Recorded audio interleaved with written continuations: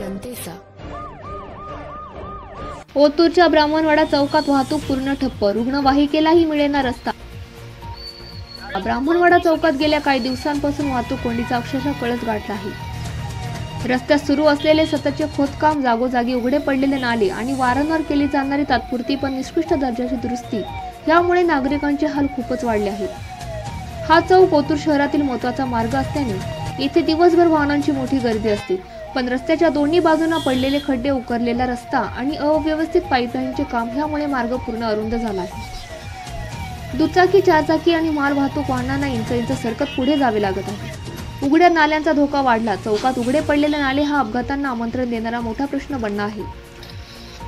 अनेक वाहनांचा समतोल बिघडण्याच्या घटना समोर आल्या आहेत। विशेषतः पावसाळ्यात पाणी साचल्याने नागरिकांना धोकाही वाढतो। निकृष्ट रस्त्याबद्दल नागरिकांची नाराजी व्यक्त केली आहे।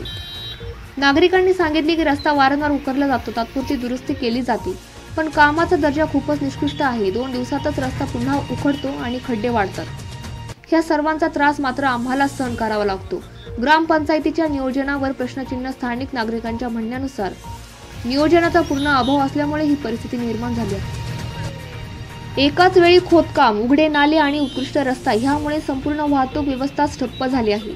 ग्रामपंचायतीकडे वारंवार तक्रारीही देण्यात आल्या तरीही परिस्थितीत काही सुधारणा दिसून येत नाही, अशी नाराजी व्यक्त केली जात आहे।